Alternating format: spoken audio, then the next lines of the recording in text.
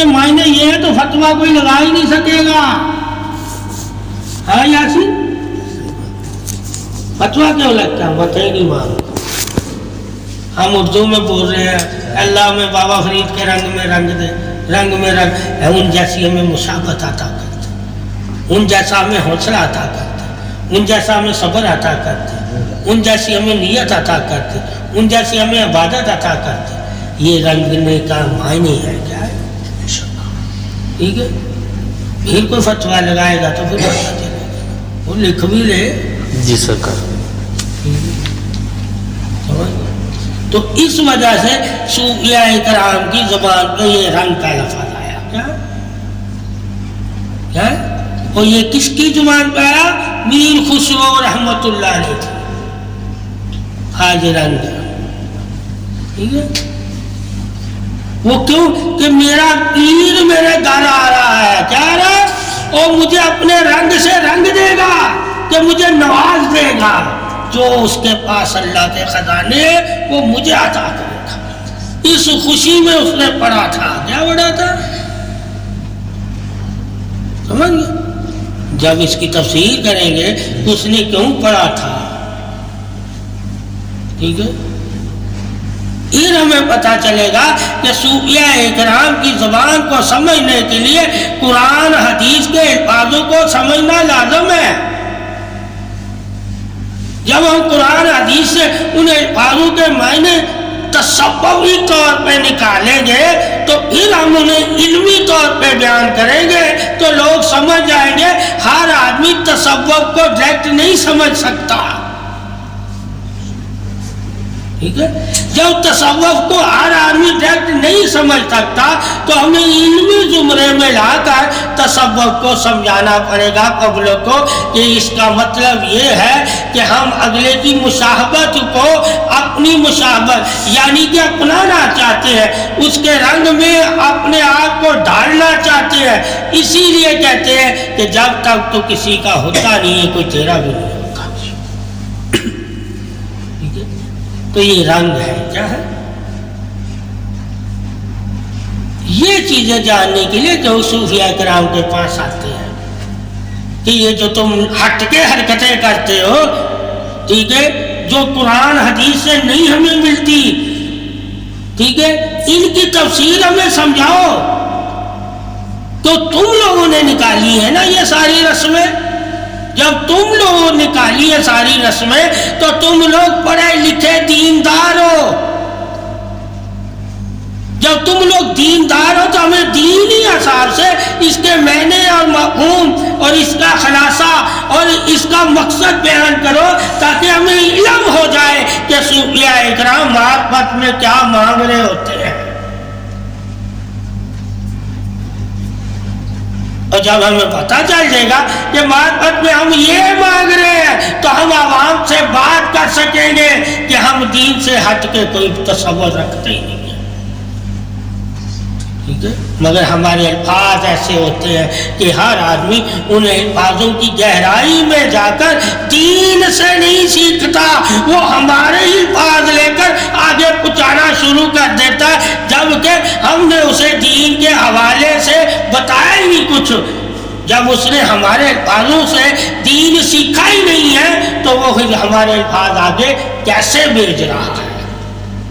پہلے ان سے اپنے الفاظوں کو ہمیں آپ درست کرنا ہوتا ہے.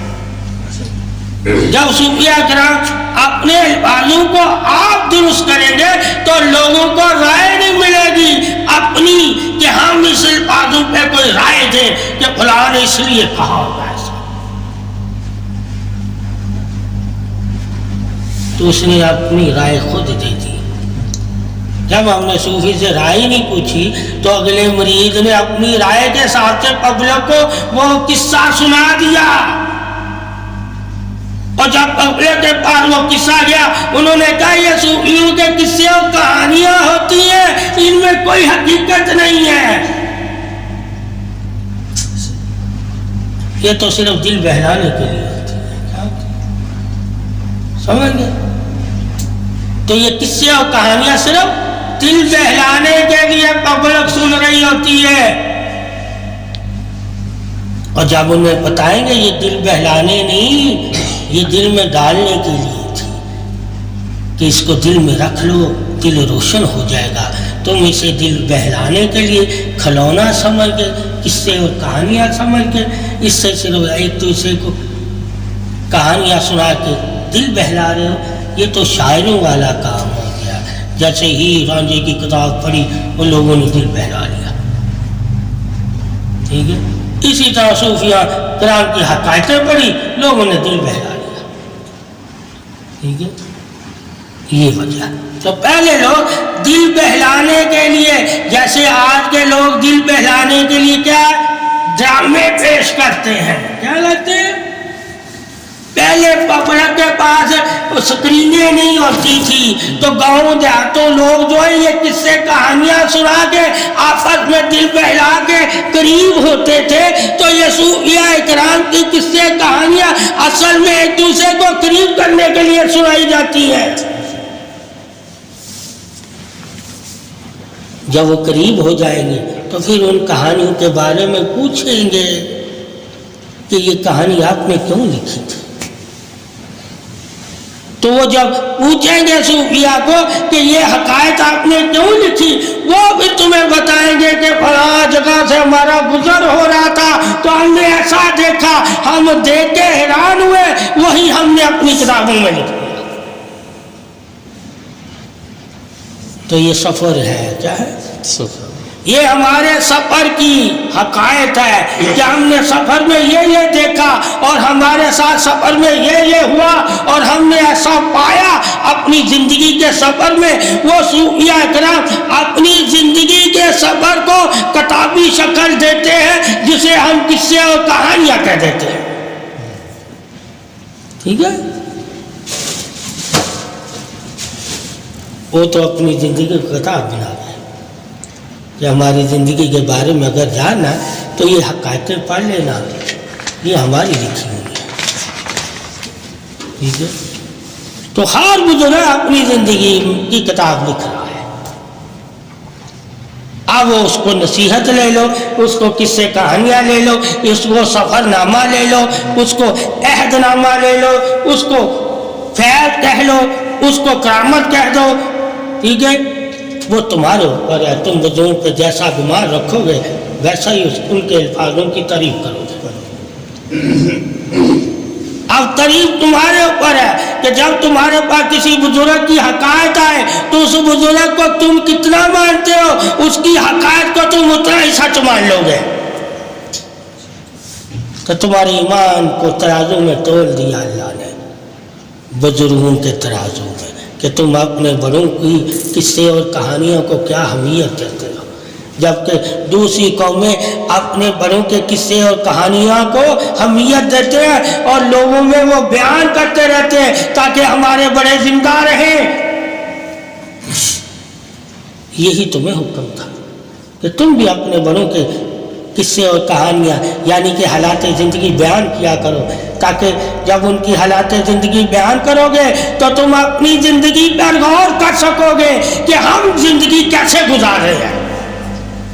تو یہ جو صوفیاء کرام کی کتابیں ہوتی ہیں یہ تمہیں تمہاری زندگی کو بتا رہی ہوتی ہے کہ انہوں نے اپنی زندگی اس طرح گزاری۔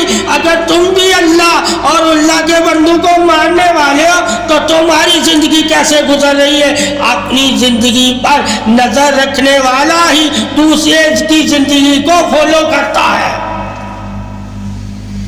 یعنی کہ اپناتا ہے، جانتا ہے، پہچانتا ہے۔